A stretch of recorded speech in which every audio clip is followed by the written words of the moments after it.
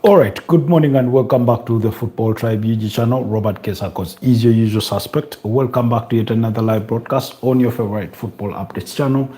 It's a pleasure to be back on this beautiful Thursday morning with 20 minutes past the top of the hour of 9 a.m.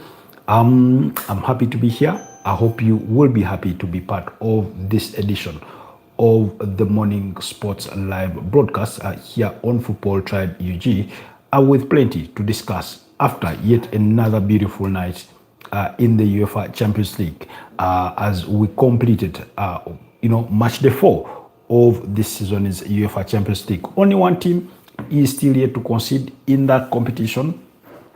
Only one team is still yet to concede in that competition following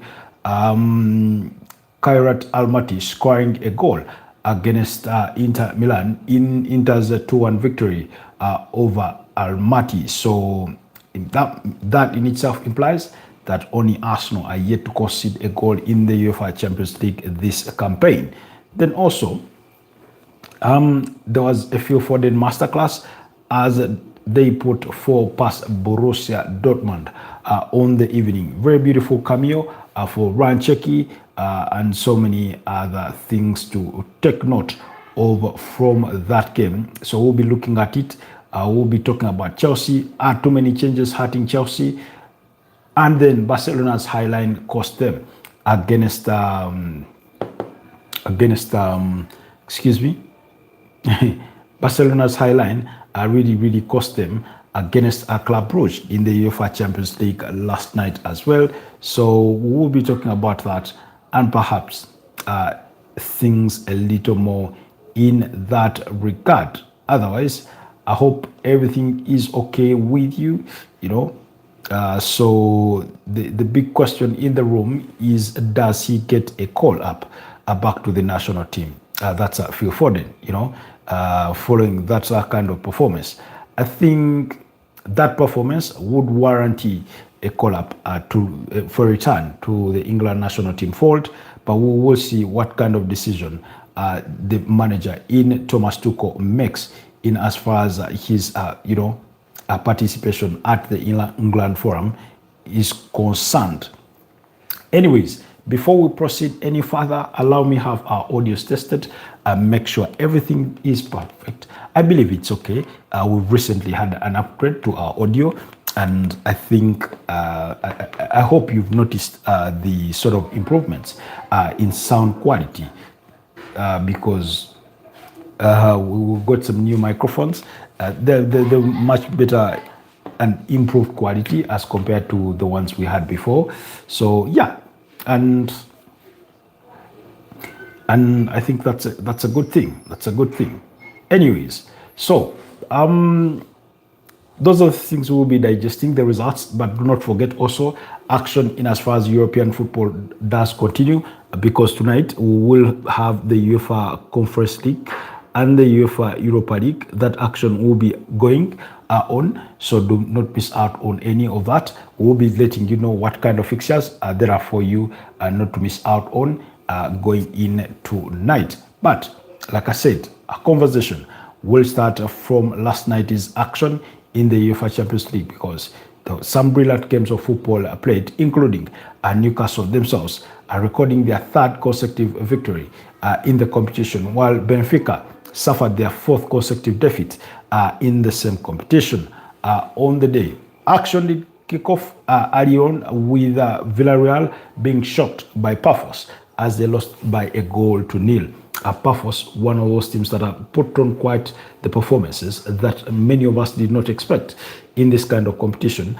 Same applies for Qarabag, because for those of you that care to remember, Qarabag beat up against Benfica by 3-2, having gone 2 goals down in their opening game of the UEFA Champions League, which led to the sacking of Bruno Lage, and subsequently Jose Mourinho was brought in. But ever since he walked through the doors at Benfica, their performances in the UEFA Champions League have not improved one bit, because his first game was a 1-0 defeat against Chelsea at Stamford Bridge. Subsequent to that, they did lose to Newcastle. I think it was by 3-0, and then they also lost yesterday to Bayer Leverkusen. by a goal to nil. So things have not looked pretty. So anyways, Quarterback, one of the orchestrators of the downfall of some of European giants, well, yesterday they did host Chelsea, and they managed to force Chelsea into a 2-2 draw. In any case, you could argue that it was Chelsea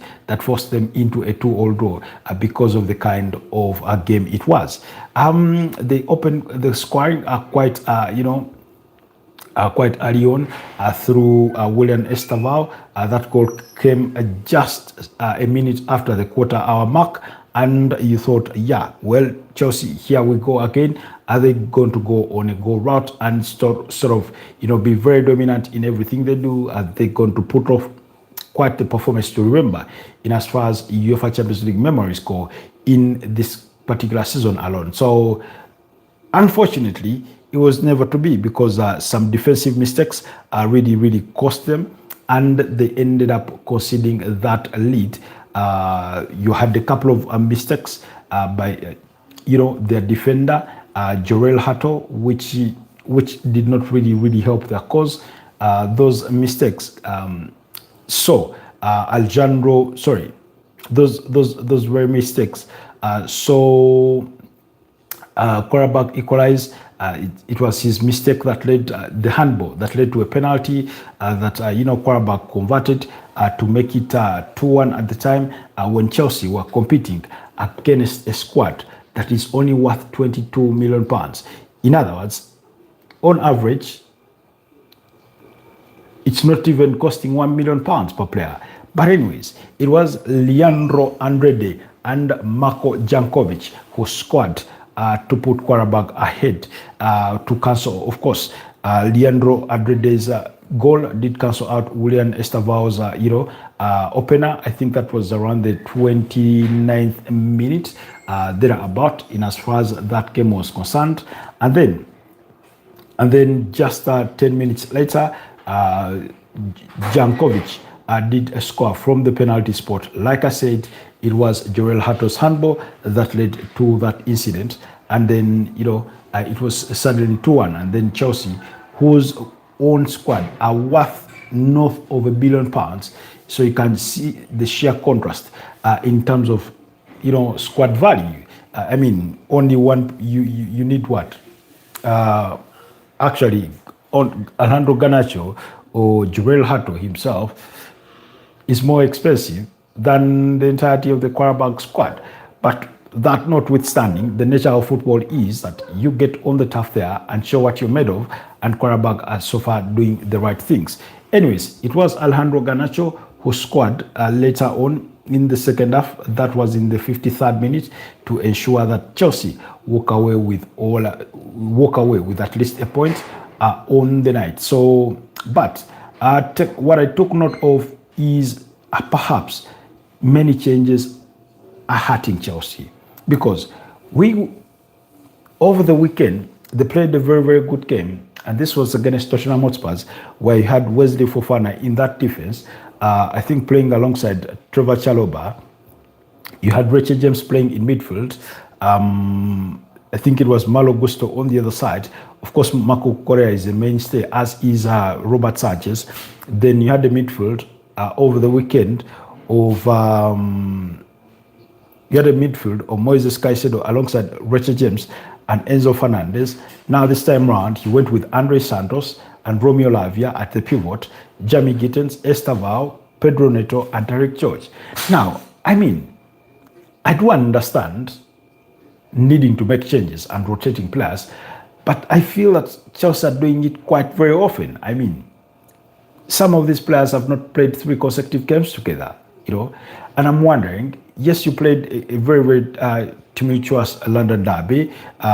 It took you a lot of energy, but it's Quarterback. Start literally with the same team, make one or two changes, sort of win the game to your comfort, and then make another 5 changes to that effect. But sometimes I don't know if it's a result of being overconfident within the abilities of your own players. But Jorel Hato playing alongside Tosin Adarabio, how often have we seen that? it's a new thing. I feel that there was a feeling of complacency from this Chelsea side, not particularly within the players, but from the manager. You know, they underestimate teams like Qarabag. You know, again, now you have the captain back in his right position at right back, which is okay, but then you literally flip that entire midfield around. Romeo Lavia starts. I mean, I'm not going to see him starting one bit, but Moises Caicedo just gave a man of the match kind of performance against Tottenham Hotspurs. Why are you changing that? You know, let some players be mainstays. Let some players be mainstays. And no wonder when he was looking for, for a victory, of course, Romeo Lavia got withdrawn in as early as the 8th minute, and Moises Caicedo was brought on to play alongside Andre Santos. Then Liam Delap in the second half replaced Tariq George because Tariq George was not having a good day in office. Enzo Fernandez came on for Andre Santos, and that was in the second half to try and salvage it, as did Jamie Gittens pave the way for Alejandro Garnacho. Now, excuse me, I thought Jamie Gittens was very wasteful. There's a chance that fell to him that he should have converted. And then, of course, later on, João Pedro paved the way for Facundo Bernardo. And now, I think maybe the beauty for Chelsea is that up next is, I think their next game should be against Burnley. I stand to be corrected, but, their next game should be against Burnley. No, actually, it's against Wolverhampton Wanderers. The one against Burnley will come after the international break. It will be at home against Wolverhampton Wanderers, which should be a winnable fixture. But Wolves also sacked their manager in Vitor Pereira. But that notwithstanding, they have made 85 changes in 16 games. Like I said, I'm all for rotation. I'm all for, managing the load of players in terms of minutes played. I'm all for that. But 85 changes in 16 games. Yes, of course, injuries have contributed to that, particularly in their defense. There's a point when they were too light.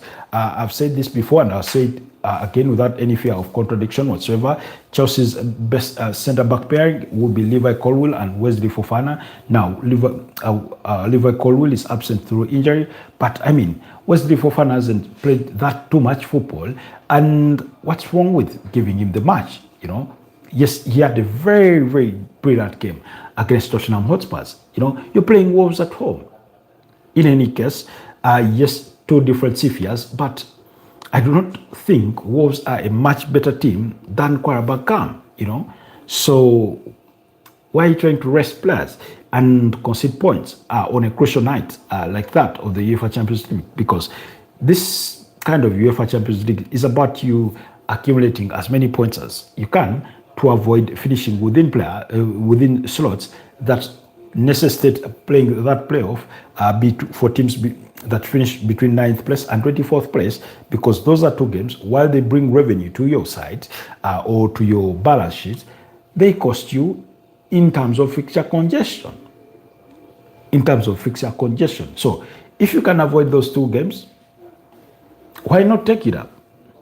Because the money you stand to make with you playing those games is literally money that you would earn within finishing in the top 8. So it doesn't make sense. So, the Blues have made multiple lineup changes in all their recent matches. And this is according to the BBC Sport. It's just one too many. It's just one too many. And because 85 in 16 games, that's an average of what? Let me see. I think I need a calculator for this. My mental work won't stand here or won't help. That's an average of 5 changes per game.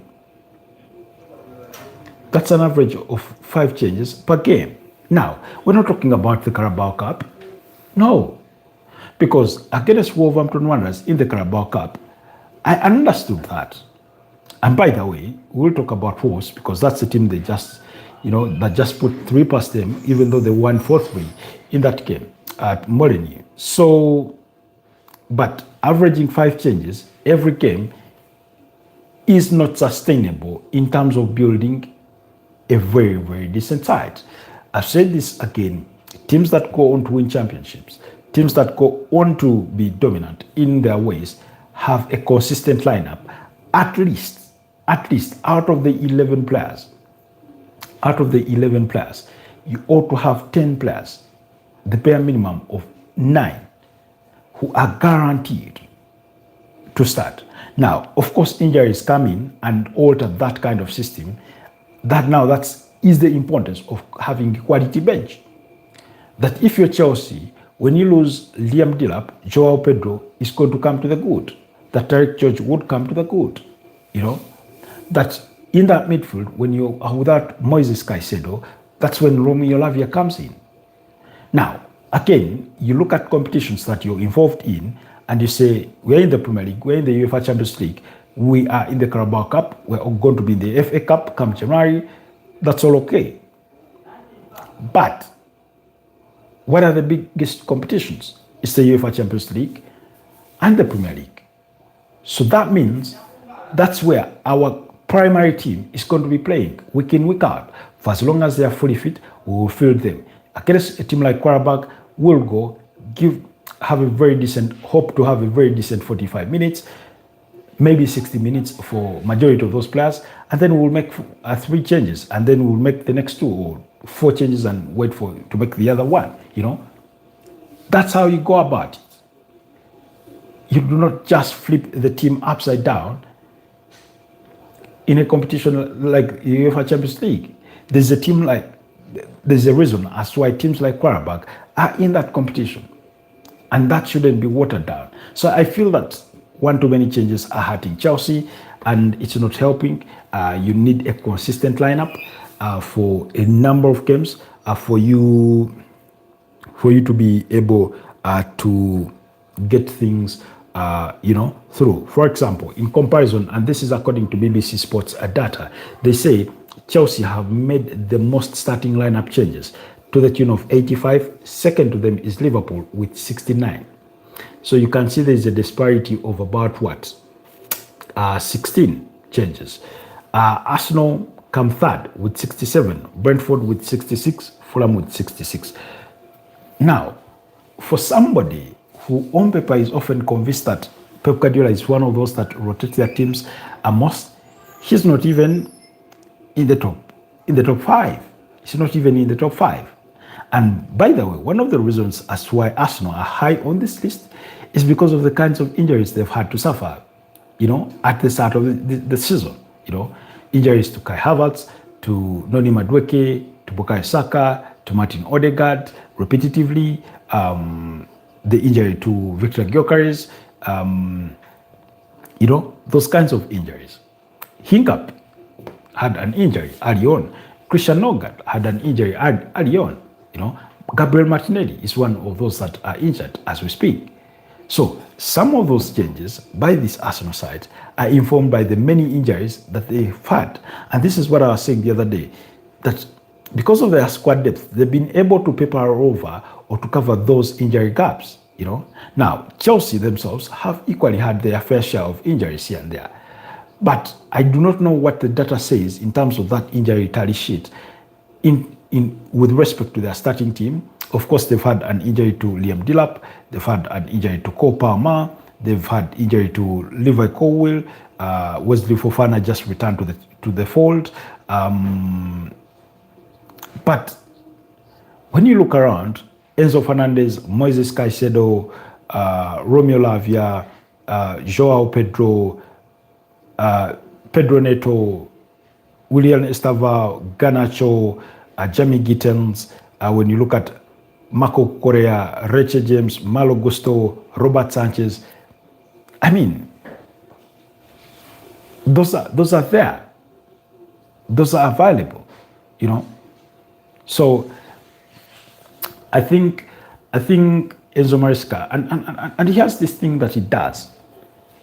When he wants to calculate a game of football and beat up against any side, he can. Because when you look at their performance against Tottenham Hotspur, it was so good. So good. It was so good that he decided to follow it up with a very average performance against Quarterback, because I did not think they deserved to win, and that's why they did not win anyway. So that's my thought about that. But I think in the end, they're having a little one too many changes in their starting 11 and in their team overall, and it will come to haunt them. So anyways, let's leave that game. It finished at 2-2. Then, like I said, in the other game, Ajax lost to Galatasaray by 3-0. It was a hat-trick for Victor Osimhen. He scored from open play and scored 2 penalties to complete his hat-trick on the night. Benfica, like I've told you, lost to Bayer Leverkusen by 0-0. And then you had Atlanta beat up against Olympique Marseille. There was a bit of a spat between Ivan Juricic and Ademola Lookman.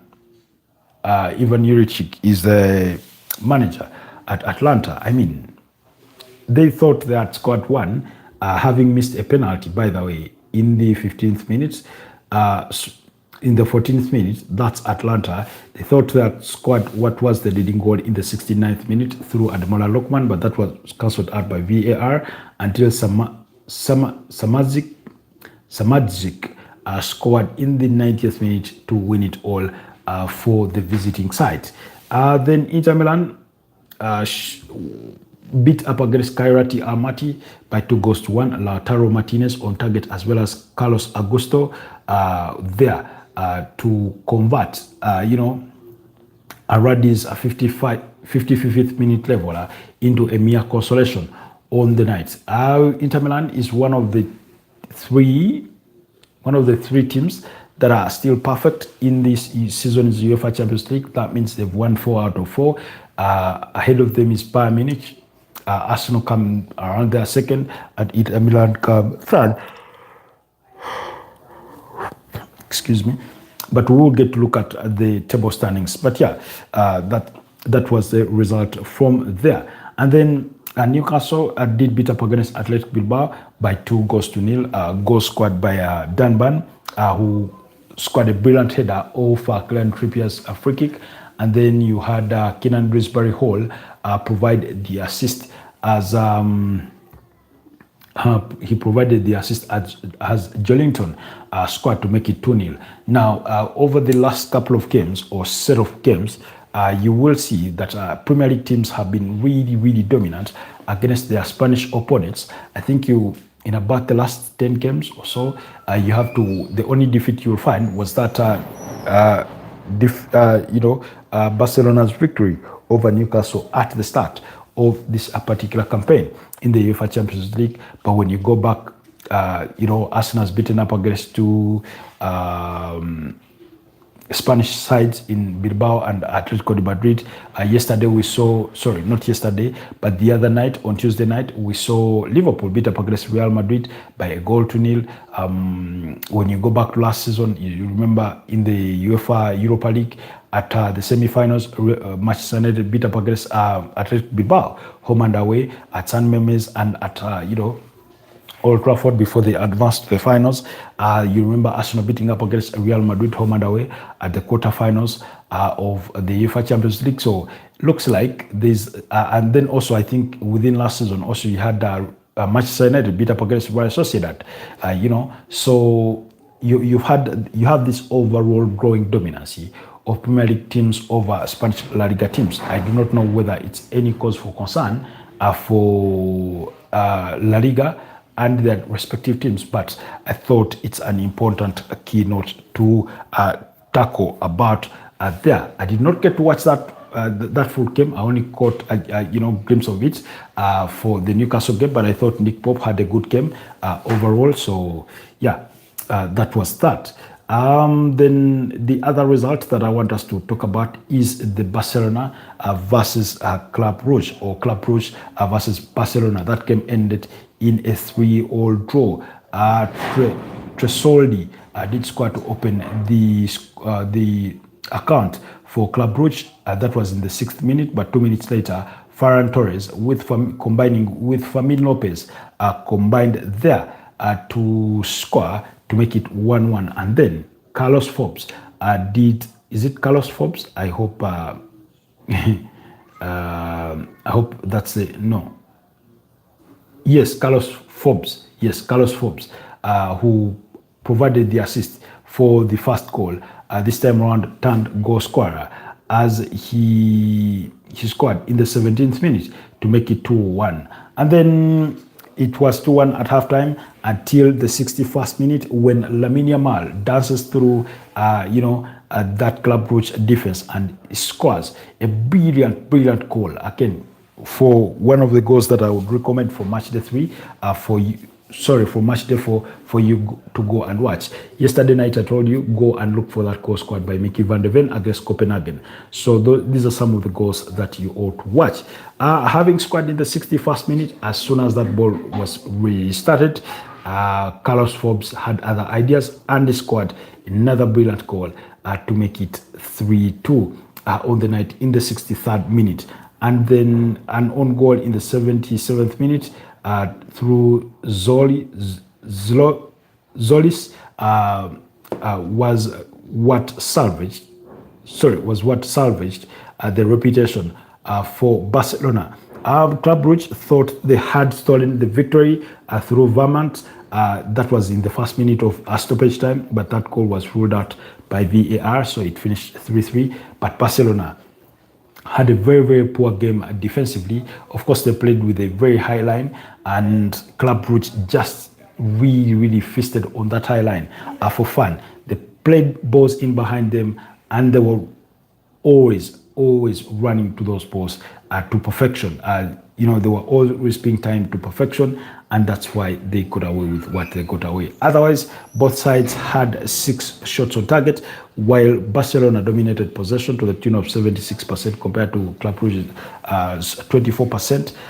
Blocked shots were 11 for Barcelona and only 2 for Club Brugge. So while Barcelona were dominant in those aspects of the game, goal scoring wise, creating big chances, they were not that good on the night. They were not that good on the night in terms of doing those things right, and that's why the game finished in a 3-all draw.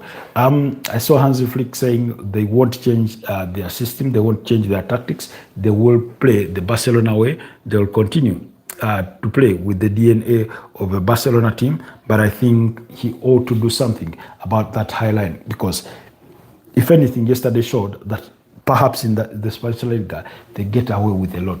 Now, I'm thinking to myself, it was totally similar to how Bournemouth tried to approach the Manchester City game, and they got punished. They got beat 3-1. It could have been more, had it did not been for the works of Georgi Petrovic in the Bournemouth goal. So particularly on this time round, I'm thinking, play that high line, Barcelona against Manchester City, and you'll get beat. Play it against Arsenal, and you'll get beat. Play it against Bayern Munich, and you get feasted on for fun. Play it against PSG, and they will demolish you.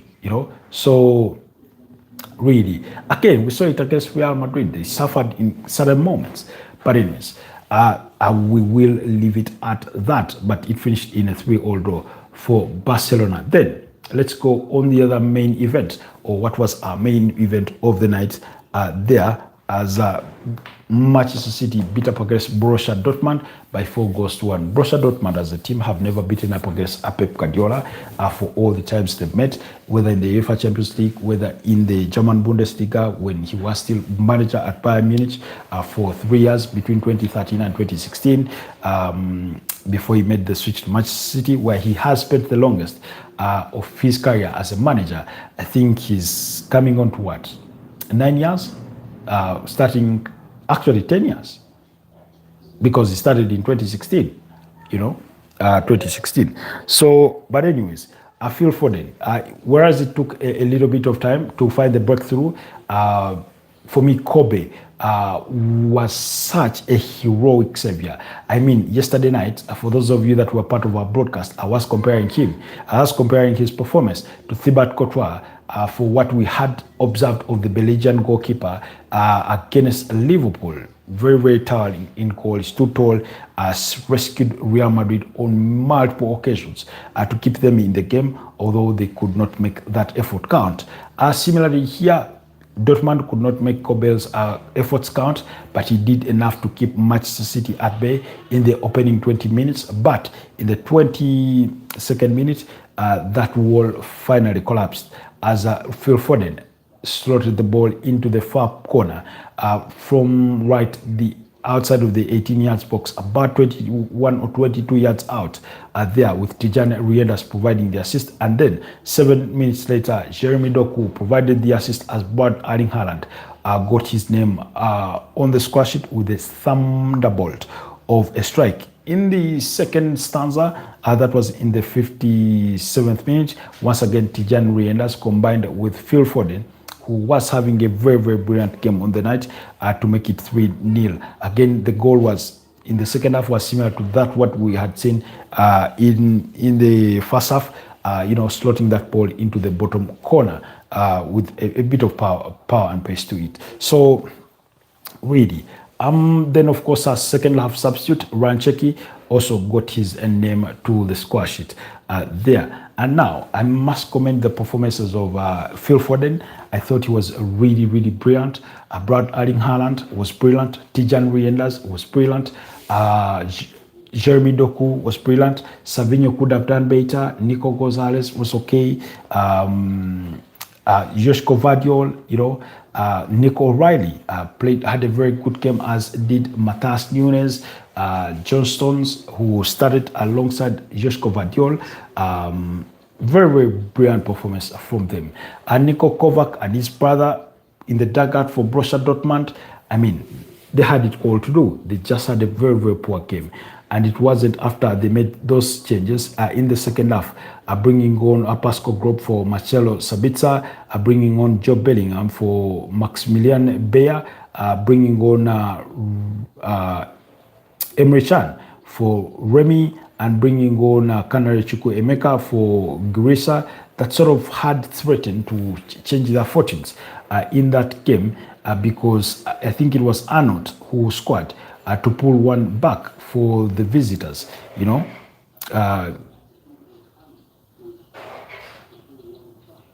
oh, Jesus Christ.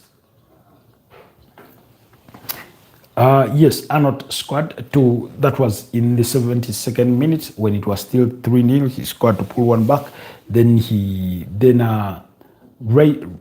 Rayson missed a golden opportunity because instead of going for a header, he went for a half volley and he missed a golden opportunity to beat Gianluigi Donnarumma at the near post. But it was a very, very beautiful performance from Manchester City, which it was more or less a reminder of how good they can be. It was a reminder of how brilliant Manchester City can be against any opponents on a given day when they decide to switch things up. I looked at that starting 11 for Manchester City. I looked at their bench and really, really, oh my, don't they have quality in that team? Yes, they remain a team in transition, but yesterday night it was a showcase of to say, yeah, for those of you that are saying we are over-reliant on Erling Haaland, well, let's do it with Phil Foden tonight, because it was Gianluigi Donnarumma in goal, Matthias Nunes, John Stones, Joshko Vadiol, and Nico O'Reilly, Nico Gonzalez in that midfield, and ahead of him was Tijani Reinders and Phil Foden, Jeremy Doku and Savinho, with Brad Erling Haaland. But they had a very, very good game. And on their bench, they had Marcus Bentinelli, James Trafford, they had Ruben Diaz, Nathan Ake, Ryan Atnori. Ruben Diaz and Ryan Atnori both came on, as did Ryan Cheki, Rico Lewis Kushanov. They had Bernardo Silva, they had Omar Mamush and Oscar Bob. I mean, we are talking about a Manchester City side who rested some of those key starters like Ruben Diaz. He was a rested man. Bernardo Silva, we know what he's capable of.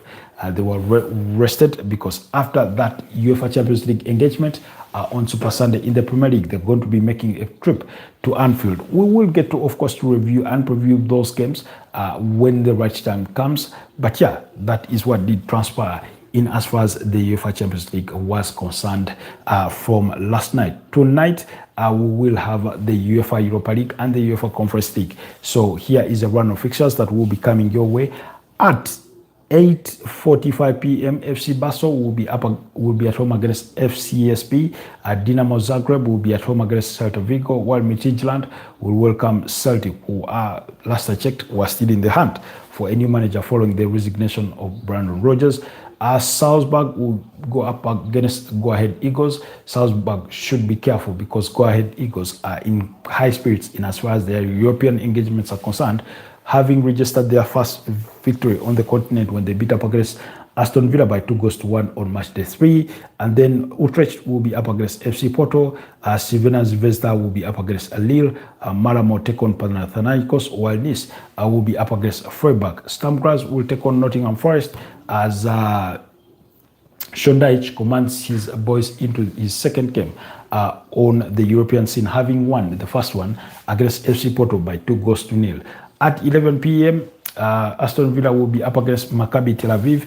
Bologna will take on Brann. Franch Varos will take on Ludogorets. Pauco FC will take on Young Boys. Rangers will take on AC Roma. Real Betis